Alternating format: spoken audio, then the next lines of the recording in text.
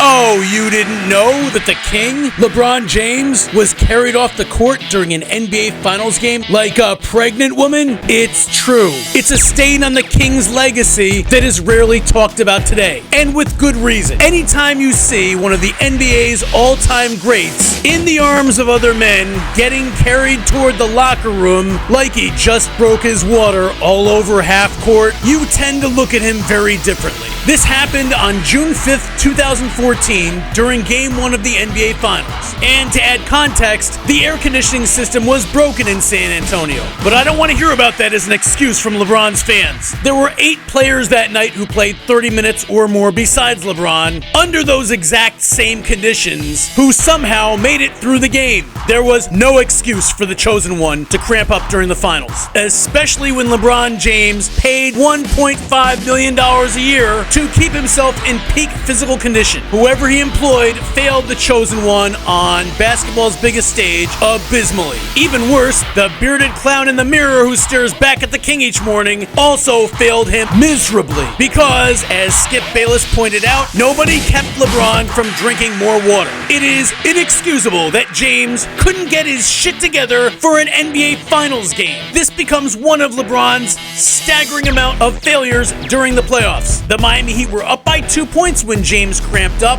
and they would lose the game by 15 and eventually the series in 5 games. What makes this worse is that LeBron cramped up 2 years before this in yet another NBA Finals game. It was Game 4 of the 2012 Finals versus the Oklahoma City Thunder. Just look at your king, everyone, getting carried off the court like he's suffering uterus contractions. Now, how have other all-time greats handled on-the-court injuries? Let's take a look at Kobe Bryant, who's seen here walking off the floor after making 2 free throws, after tearing his Achilles tendon, and that's after he tried to pull his tendon back into place. The reaction on the World Wide Web was not kind to James, despite his theatrical, womanly, sympathy-inducing exit from the court. Gatorade quickly jumped on the chance to roast him with this tweet that said, "The person cramping wasn't our client. Our athletes can take the heat." And thanks to the magic of the internet, I've dug up this wonderful array of memes. Also, these reactions from sports fans mocking the king by hashtag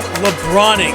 What other all-time greats in their sports' respective championships have ever been mocked to this degree? Let me know in the comments. But it didn't stop there. In fact, the insults get so much worse. How much worse? We got a tweet from Jonathan Martin. Yes, that Jonathan Martin, the most recognized crybaby, victim of bullying in the entire sports world. Even he took his shot at LeBron James. And if a guy who blew off an entire NFL season because of mean words is telling you to grow a sack and get back out there, you have reached rock fucking bottom. Speaking of rock bottom, find out how LeBron disrespected this wrestling legend coming at you right now.